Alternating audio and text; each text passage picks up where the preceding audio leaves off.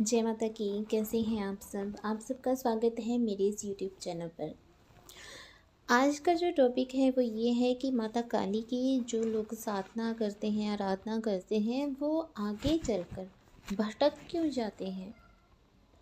तो इसी पर आज हम चर्चा करेंगे। चर्चा में एंड तक बने रहिएगा। अगर आप मेरे चैनल पर नए हैं तो मेरे चैनल को सब्सक्राइब कीजिए, बेल आइकन दबाइए ताकि हमारे द्वारा अपलोड की गई हर वीडियो की नोटिफिकेशन आपको मिल सके।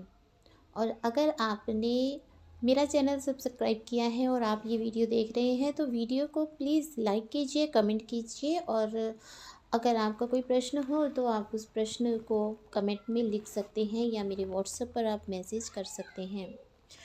तो चलिए बढ़ते हैं वीडियो में आगे। किसी साधक का ये प्रश्न है कि मैं माता काली की पूजा अर्चना करता था, तो सब कुछ शुरू में ठीक चल रहा था, खुशबू आती थी बहुत ही अच्छी, और बहुत अच्छे अनुभव हो रहे थे। लेकिन अब क्या हो रहा है कि मैं भटक रहा हूँ। मुझे कुछ समझ में नहीं आ रहा है क्या हो रहा है मेरे साथ, क्या नहीं हो रहा है। स्वप्न में बहुत से मंत्र दिखाई देते हैं, तो मैं समझ नहीं पाता हूँ कि मुझे किस मंत्र का उच्चारण करना चाहिए।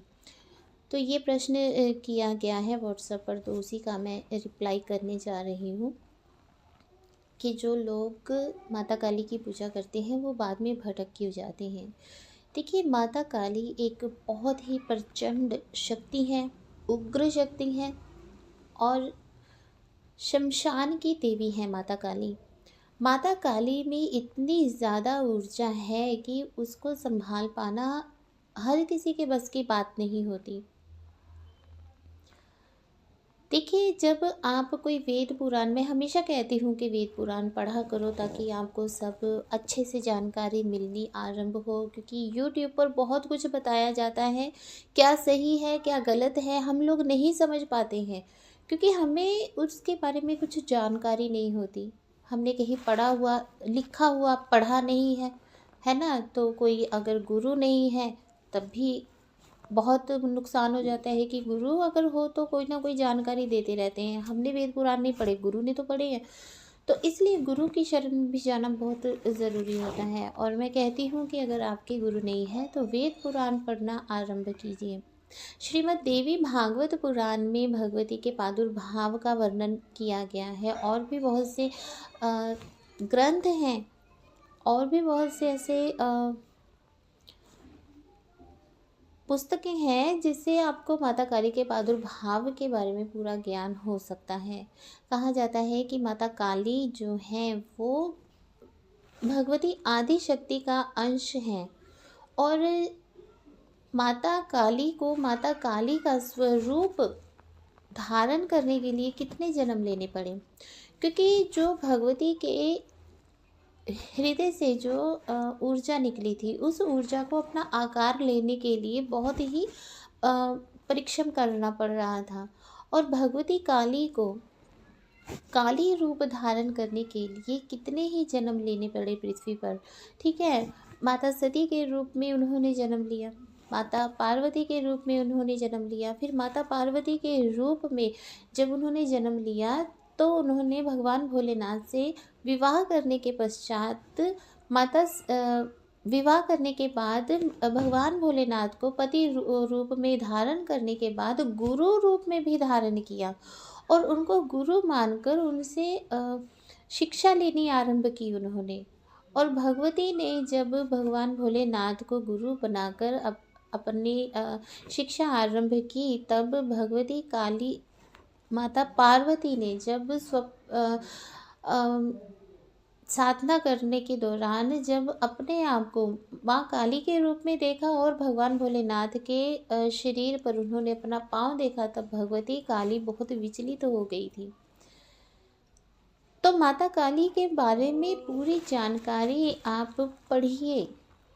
ठीक है, जब आप पूरी जानकारी भगवती काली के बारे में पढ़ेंगे तब आपको पता होगा कि माँ के अंदर कितनी ज़्यादा ऊर्जा है, कितनी ज़्यादा उनमें शक्ति है। तो जब माता काली को अपना स्वरूप धारण करने के लिए कितनी प्रतीक्षा करनी पड़ी, तो किसी इंसान को थोड़ी सी धूप बत्ती करके कैसे माता काली की ऊर्जा वो सहने के योग्य बन सकता है। असल में जो है वो आप जब पढ़ेंगे तभी आपको पूर्ण ज्ञान प्राप्त होगा। यूट्यूब पर वीडियोस देख देख के आपको पूरा ज्ञान नहीं मिल पाएगा। यूट्यूब पर आप कितना ही माता काली के बारे में जान पाएंगे। आप थोड़ा सा कुछ पढ़ते सुनते हैं यूट्यूब पर तो आपका मन करता है कि हाँ, हमें भी माता काली की पूजा करनी है, हमें भी शक्तियाँ अर्जित करनी है।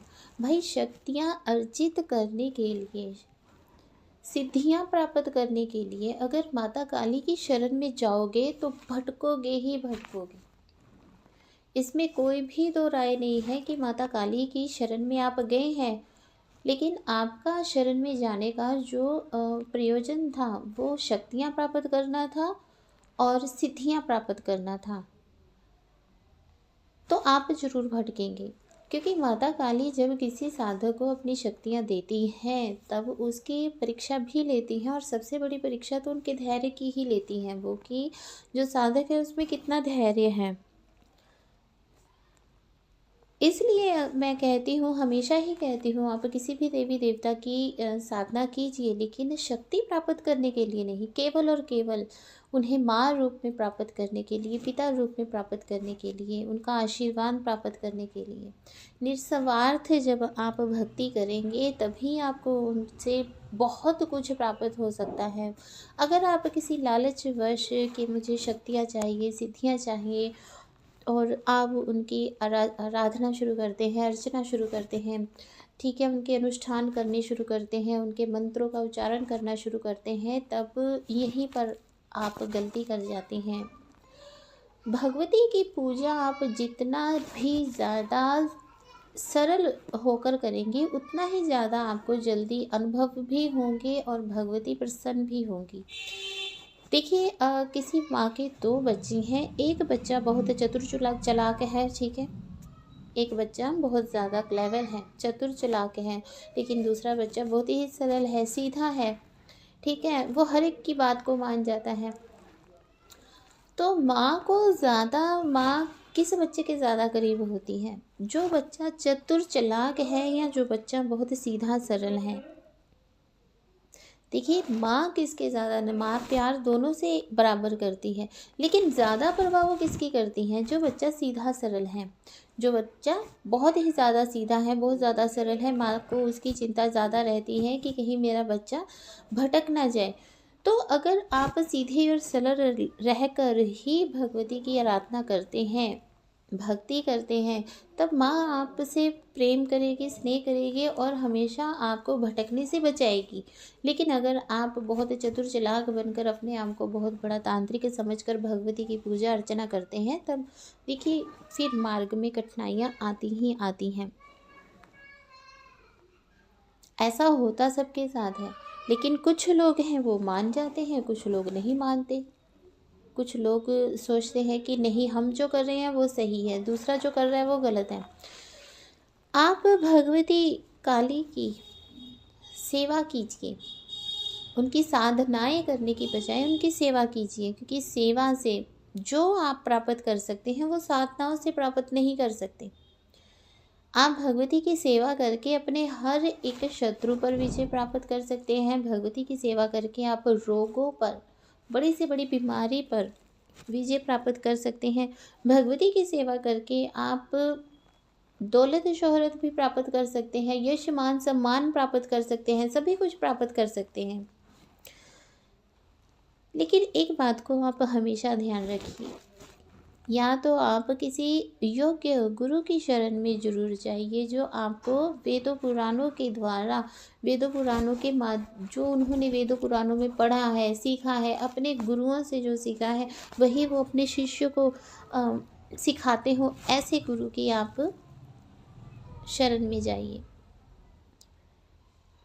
ऐसे गुरु की शरण में मत जाइए जो भगवती काली की सेवा करने की बजाय आपको शमशान की कोई शक्ति सिद्ध करवा दे और आप सारी ज़िंदगी सिर्फ उस शक्ति को माता काली समझकर ही पूजते रहें। तो जब आप माता काली की कोई साधना करते हैं, आराधना करते हैं, माँ काली के कोई मंत्र का जाप अनुष्ठान शुरू करते हैं, तब भटकाव क्यों आ जाता है? इसीलिए आता है जब आप अपने आप को बहुत बड़ा तांत्रिक, बहुत बड़ा मांत्रिक, बहुत बड़ा यांत्रिक, बहुत बड़ा साधक समझकर जब आप भगवती के सामने बैठते हैं, तब भगवती आपके सबसे पहले अहंकार को तोड़ती है, क्योंकि ये भी अहंकार है कि मैं उनका बहुत बड़ा भक्त हूँ, ये भी अहंकार है। तो आप भटक क्यों जाते हैं? एक कारण तो ये हुआ। दूसरा कारण ये है कि योग्य गुरु का ना होना। जब आप किसी योग्य गुरु की शरण में नहीं होते, तब आप यूट्यूब पर जानकारी को ढूंढना शुरू करते हैं, और जो आपके दिमाग में चल रहा होता है वो आपको यूट्यूब पर मिल भी जाता है। और जब आपको वो चीज़ यूट्यूब पर मिल जाती है, तब आप कहते हैं, ये सोचते हैं कि मुझे गुरु की आवश्यकता नहीं है, क्योंकि आपको गुरु से ज़्यादा यूट्यूब पर यकीन होता है। हाँ, ये भी सच है कि आज के इस समय में अच्छे और योग्य गुरु, सच्चे गुरु मिलना बहुत ही मुश्किल है। बहुत से गुरु तो ऐसे हैं जो महिलाओं को भटका देते हैं, उनका शोषण करना शुरू कर देते हैं। बहुत से महिला गुरु ऐसी हैं जो भटका देती हैं।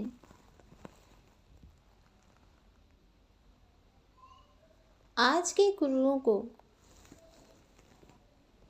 बहुत समझ पाना बहुत मुश्किल हो गया है कि कौन सच्चा है, कौन झूठा है। लेकिन हाँ, आज के समय में भी आपको अच्छे योग्य गुरु मिल सकते हैं यदि आपकी श्रद्धा सच्ची है। तो सेकंड जो कारण है भटक जाने का, वो है कि आपको योग्य गुरु नहीं प्राप्त हुए। योग्य गुरु के ना होने के कारण आपको ज्ञान की कमी रह जाती है। कब क्या करना है, क्या भोग देना है, कितने बजे भोग देना है, किस समय किस पहर में भोग देना है, किस विधि के साथ भोग देना है, जब आपने भोग देना है तब आपकी भावनाएं कैसी हैं, इन सब के बारे में आपको पता नहीं होता। और आप अपनी मर्जी से कुछ भी भोग देते रह जा रहे हैं। अगर दशांश हवन करना है तो किस प्रकार से करना है आपको नहीं पता चलता। तो अज्ञानता के कारण भी भटकाव शुरू हो जाता है। अगला जो कारण है भटक जाने का, वो ये होता है कि आप एक शक्ति पर विश्वास ना करके अनेकों शक्तियों पर विश्वास करना आरंभ कर देते हैं। आप किसी एक देवता पर यकीन ना करके कितने ही देवी देवताओं पर यकीन करना शुरू कर देते हैं और सबके ही मंत्रों का उच्चारण करना शुरू कर देते हैं। तब भटकाव की स्थिति उत्पन्न हो जाती है। आपको करना क्या है, एक ही अपना इष्ट देव मानना है। जिसे भी आप मानते हैं, एक को ही, अगर आप भगवती काली को अपना इष्ट देव मानते हैं तो भगवती काली को ही अपना इष्ट देव मानिए। आराध्य देव हो सकते हैं, ठीक है। जैसे आप माता काली की आराधना करते हैं तो आप माता लक्ष्मी को, माता सरस्वती को, या किसी अन्य शक्ति को, माता बगलामुखी को, माता भुवनेश्वरी को, किसी अन्य शक्ति को अपनी आराध्य देवी बना सकते हैं। लेकिन इष्ट देवी हमेशा माता काली ही फिर रहेंगे, अगर आपने एक बार माता काली को इष्ट देवी मान लिया। स्वप्न में मंत्र दिखते रहते हैं तो ये भी शक्तियाँ भटकाना आरंभ कर देती हैं। आप स्वप्न के माध्यम से आपकी परीक्षा लेती हैं कि आपको स्वप्न दिखा कि आप इस मंत्र की आराधना कीजिए तो आपको ये फल प्राप्त होगा। फल के लालच में जब आप उस मंत्र को धारण कर लेते हैं, उस मंत्र का जाप शुरू कर देते हैं, तब जो आपकी ऑलरेडी शक्ति जो सिद्ध होकर आपके साथ चल रही है वो पीछे हटना शुरू कर देती है। क्यों? क्योंकि आपने उस शक्ति के अलावा दूसरी शक्ति को प्रधान बनाकर उसका जाप करना शुरू कर दिया। शक्तियाँ भी आपस में टकराती हैं, इस बात का अच्छे से ध्यान रखिए। आप में पूजा पाठ करना आपका कम हो जाएगा, पूजा में मन नहीं लगेगा, पाठ करने में मन नहीं लगेगा आपका, ऐसा होना शुरू हो जाता है।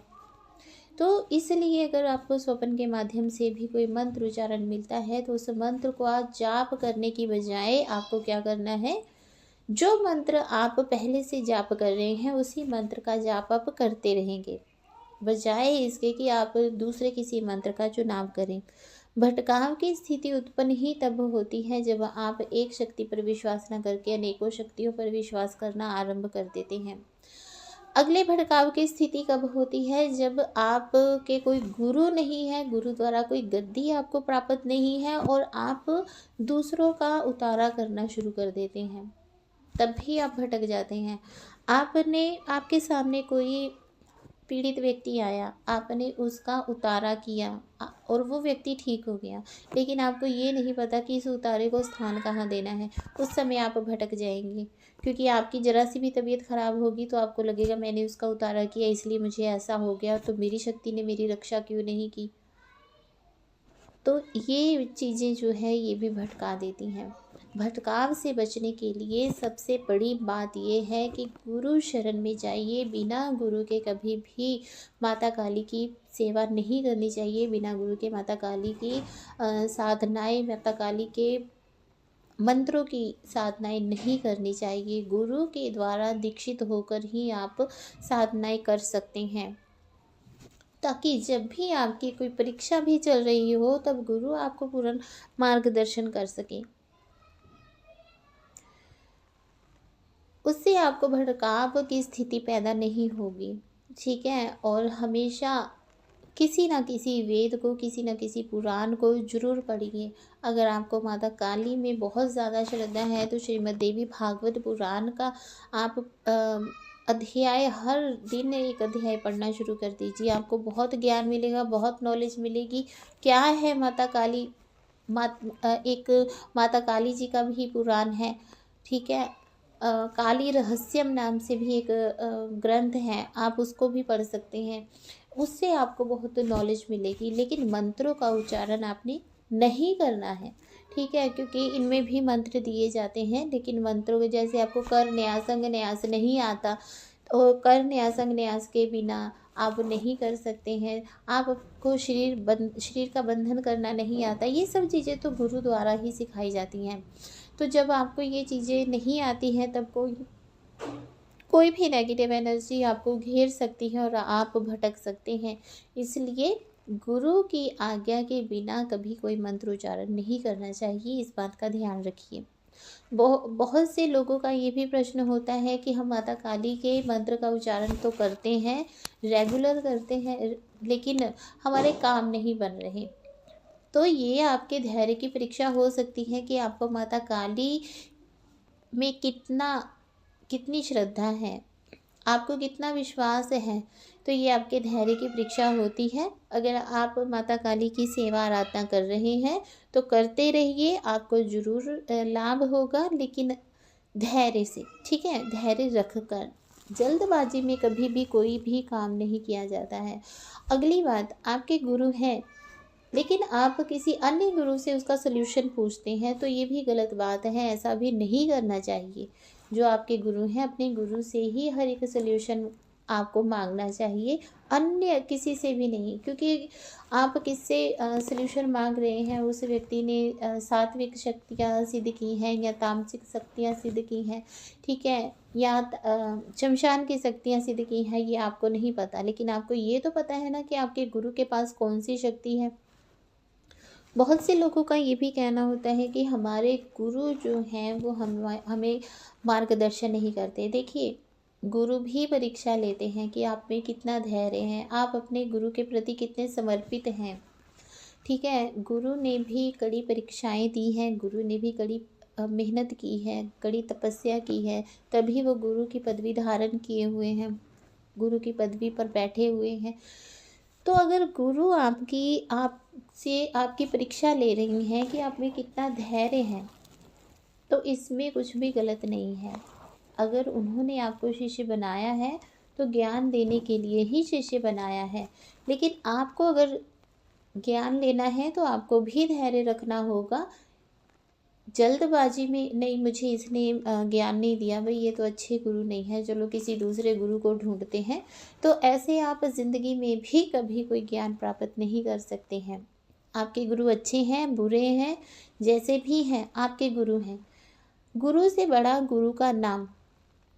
जो आपके गुरु ने आपको मंत्र उच्चारण गुरु दीक्षा में दिया है, जपने के लिए मंत्र दीक्षा दी है, उस मंत्र दीक्षा के सहारे आप बढ़ते रहिए आगे, कुछ नहीं होगा। टेंशन मत लीजिए, केवल अपने गुरु पर विश्वास रखिए, अपने गुरु के दिए हुए मंत्र पर विश्वास रखिए, उस मंत्र का जाप निरंतर कीजिए। ये नहीं कि आप किसी अन्य को फ़ोन करें, मैंने आपकी जी ये चैनल देखा था, उस चैनल में आपने ऐसे बताया है लेकिन हमारे गुरु ने ऐसे बताया है, तो ये बहुत गलत बात है। जब आप अपने गुरु के बारे में किसी अन्य से बात करते हैं कि हमारे गुरु हमारा मार्गदर्शन नहीं कर रहे हैं, तो ऐसे काम अगर करेंगे तब भी आप भटक जाएंगे। क्योंकि सामने वाला जो होगा, जिसने फ़ोन उठाया है, वो क्या आपको आपके गुरु के बारे में कह दे और क्या बात आपके मन में बैठ जाए अपने गुरु के प्रति, जिससे आपके मन में अपने गुरु के प्रति इज्जत ना रहे। उससे अच्छा है कि किसी को भी आप अपने गुरु के बारे में कभी भी कोई बात ना बताएं कि हमारे गुरु ऐसे करते हैं वैसे करते हैं। हाँ, अगर आपके गुरु शारीरिक शोषण करते हैं तब अपने गुरु का त्याग आप कर सकते हैं, क्योंकि वेदों पुराणों में भी लिखा है कि अगर आपके गुरु आपका शोषण करते हैं, अगुरु बनकर आपको गलत मार्ग पर ले जा रहे हैं, तब आप उनका त्याग कर सकते हैं, उसमें दोष नहीं लगता। तो आशा करती हूँ कि आपने जो प्रश्न किए थे मुझसे, आपको उसके सभी के जवाब मिल गए हैं। आपको कैसा ये वीडियो लगा प्लीज़ कमेंट करें और ज़्यादा से ज़्यादा शेयर करें। जय माता की, खुश रहिए, खुशहाल रहिए।